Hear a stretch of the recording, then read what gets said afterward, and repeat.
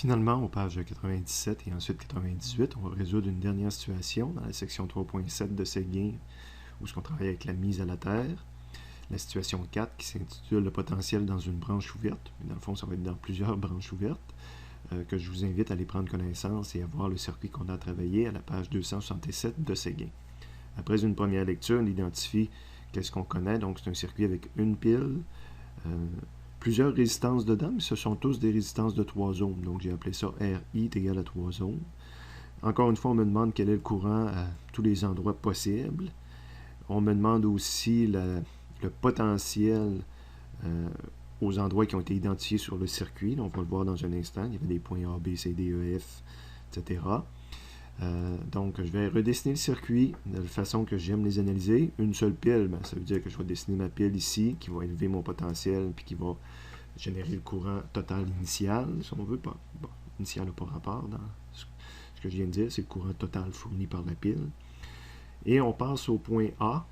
Regardez le dessin de Séguin. Donc, quand je pars de la pile, j'arrive au point A. Puis du point A, je peux me séparer en deux pour passer dans une résistance ou pour passer dans le vide, dans un fil qui va vers rien, qui n'a même pas de résistance de brancher. Puis on peut faire le lien là, avec les différentes lettres qui étaient proposées sur le dessin. Évidemment, encore une fois, je préférerais écrire éventuellement, je vais tous les changer ici, écrire VA, VB et VC. Après avoir passé dans la résistance R1, ça se sépare encore. Le dessin de Séguin était quand même pour une fois très proche du genre de dessin que j'utilise.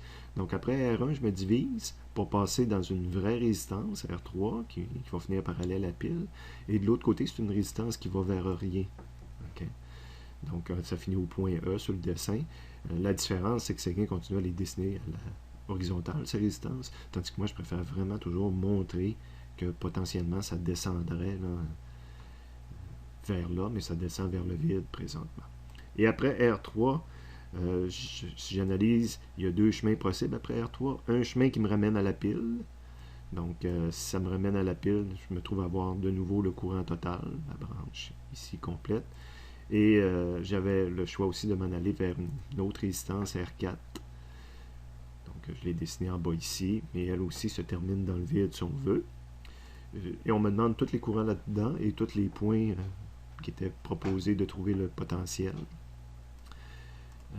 Pour ce faire, ça me prend un potentiel de référence. Donc moi, je choisis toujours ma référence comme étant le point le plus bas de mon circuit. Et ce point-là, Séguin l'avait déjà identifié comme F. Évidemment, le F est bon pour tout le fil ici, tout le fil conducteur, tant qu'on n'a pas passé à travers d'autres éléments. Donc, tout ce que je montre présentement a le même potentiel. Donc, je peux identifier ça comme étant VF. J'ai mis la mise à la terre, ça fait un VF est égal à 0. Et on me demande tous les courants. Mais il y a des courants qui sont faciles. Si ça se termine dans le vide, le courant, il n'y a pas des électrons qui peuvent s'en aller là, puis s'en aller nulle part, puis ils ne peuvent pas s'accumuler au bout ici. Ils se repoussent l'un et l'autre. Hein, des électrons, c'est même charge, puis ils vont se repousser. Donc, si un électron qui déciderait d'aller là, puis un deuxième d'aller s'accumuler là, c'est pas facile de faire ça parce que les électrons se repoussent. Donc, il n'y en aura pas de courant électrique dans les branches vides. Donc, par analyse de la situation, je dirais que le courant IC, I2 parce qu'il passait dans la deuxième résistance, puis I4 parce qu'il passait dans la quatrième résistance, ce sont des courants égaux à 0. Il n'y en a pas de courant à cet endroit-là. Je dois réaliser qu'en disant que ça, c'est des courants 0, j'ai tout le même courant qui circule dans toutes ces branches-là. Là, j'ai un seul chemin possible pour le courant.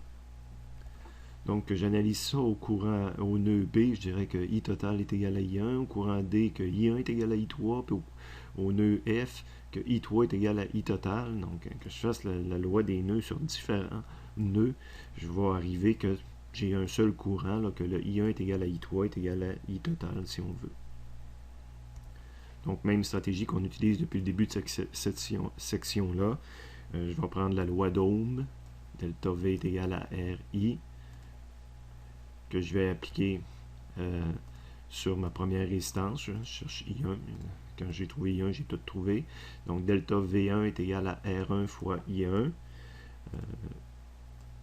Delta V1 est égal à I1 fois le I total. Les deux façons de l'écrire auraient été bonnes. C'est la redondance ici. Donc, delta V1 est égal à 3 fois I total. J'aurais pu continuer à travailler en I1. Puis dire, quand j'ai trouvé I1, j'ai tout trouvé. Mais là, je l'ai transformé en I total.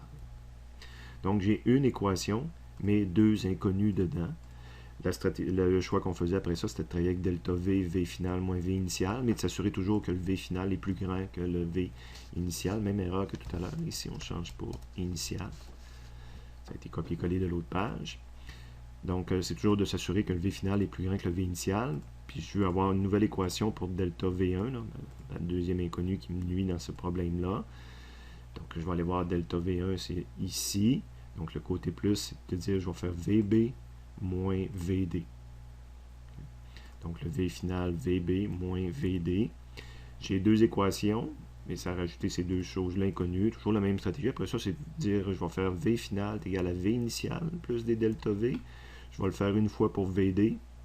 Pas VD, VB, excusez. Puis, je vais le faire aussi tout à l'heure une fois pour VD, justement. Bon, pour VB, je vais partir d'un V initial connu. Ça, c'est notre stratégie, c'est de partir de la mise à la terre. Puis tu rentres jusqu'au point B ici, mais par le chemin le plus simple et le plus connu. Ben, le chemin le plus simple, c'est lui, mais en plus, c'est une valeur connue. Donc, je vais passer de VF jusqu'à VA ou VB. C'est la même chose. Hein? Ça, il a mis 2 lettres. Dans le fond, ici, j'ai le même nœud, parce que c'est un seul fil conducteur traversé par aucun élément. Donc, je pars de VF plus les delta V. Le seul delta V que je rencontre, c'est la pile. Si je regarde les valeurs, ben VF, on l'a fixé nous autres même à 0, plus la pile connue.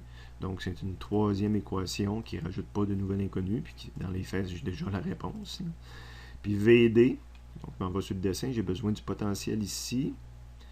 Soit que je continue à passer vers l'arrière, ou je passe vers l'avant, j'en ai un seul élément à traverser.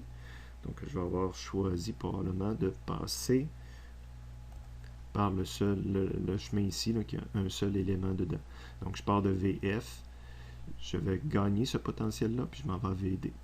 Donc, mon VD, ça va être VF plus R3I3. Donc, VD est égal à 0. Ben, VF, on va le mettre à 0 très bientôt. Le I3, encore une fois, je le remplace par I total. De toute façon, il y a un seul et unique courant, puis justement, je ne voulais pas avoir une nouvelle inconnue. Donc, VD va être égal à 0 plus R3 fois le I total.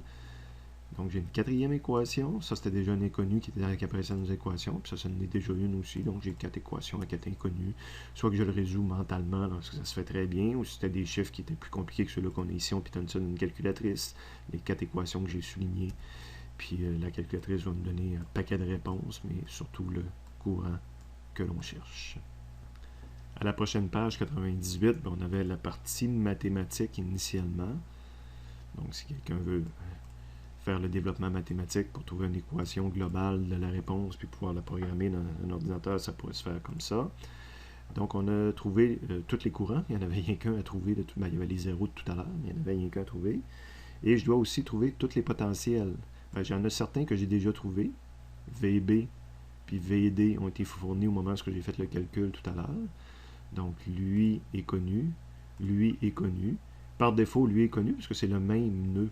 Même s'il y a eu 2 lettres d'utiliser, tant que j'ai le même conducteur qui est traversé par aucun élément, tout ça, c'est le même potentiel. Donc, VA est connu aussi. Il me reste VF est connu puisqu'on l'a mis à 0. VA est égal à VB, VB était connu.